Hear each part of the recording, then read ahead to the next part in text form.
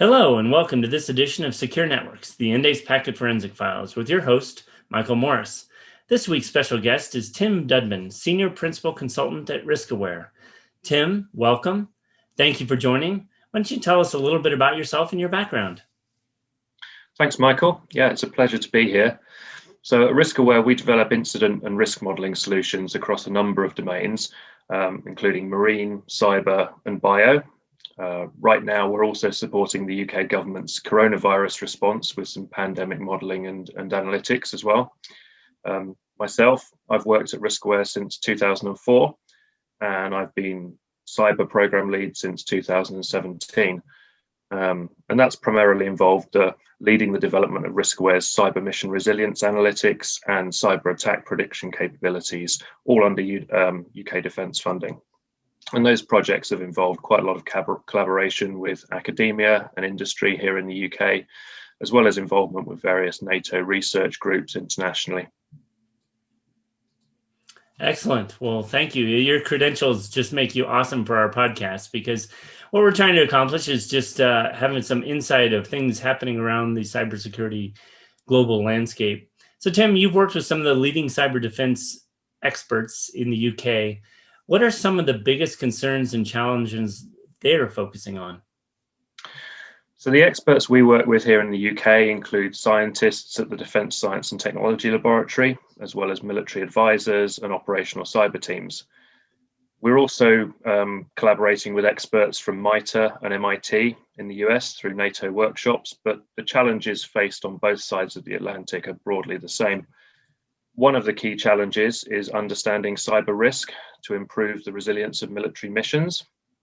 That involves understanding the critical points in cyber-dependent systems, the relevance of cyber activity on operations, and being able to convey cyber situational awareness to commanders is also a key concern.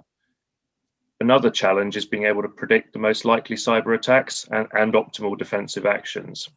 And that's really because past approaches have generally been reactive, relying on blacklists, virus signatures, things like anomaly detection. So there's very few deployable tools at the moment that actually have a predictive capability. Okay, excellent. So through those collaborations with industry and academia and the UK defense funding, what are some key capabilities the UK government is really wanting to leverage? So in the R&D areas that we commonly work in, they focus on a range of key capabilities, including user interfaces that provide support to decision making through visual analytics, solutions that provide commanders with the context of cyber activity in relation to their mission, the use of network traffic capture data, network vulnerability scans, software vulnerability databases, and also the use of cyber threat intelligence, things like adversary attack patterns and tactics, techniques, and procedures, or TTPs. Okay. So tell us about how you see these capabilities being leveraged in the commercial sector.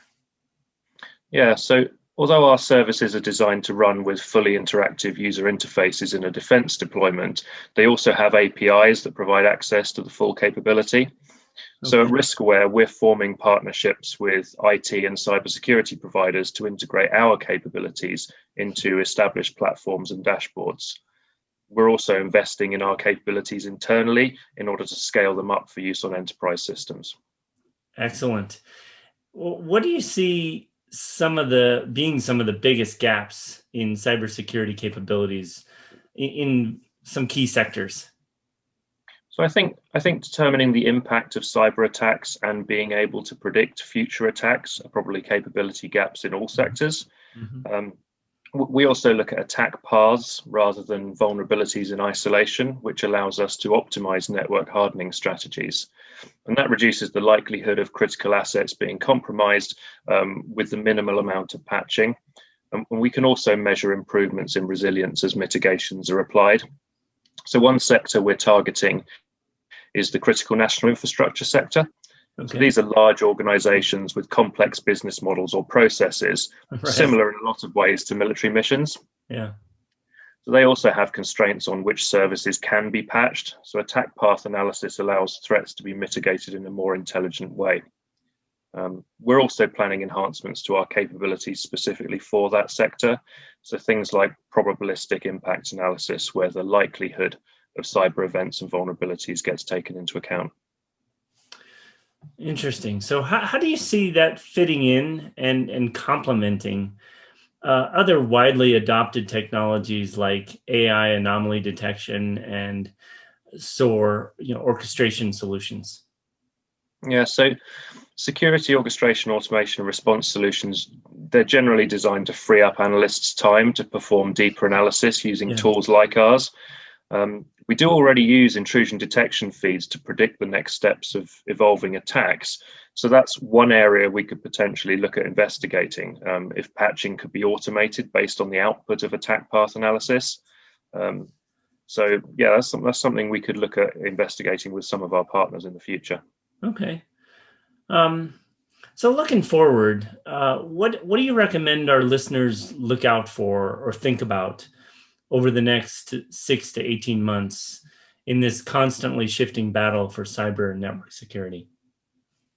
Yeah, I'd say definitely look out for tools that consider attack paths and also the business impacts of cyber attacks, and any tools that can predict cyber attacks before they happen. At Riskaware, we're also starting to look at whether adversary and active defense TTPs can be used for cyber exercise planning. Okay. So that's another area that might find its way into the commercial sector from the defense sector. Outstanding. Tim, your insights into government work and security defense planning is just tremendous. So I really want to thank you for joining and sharing your thoughts in how to better secure networks. We'd ask our listeners to tune in next time for another edition of the Endace Packet Forensic Files.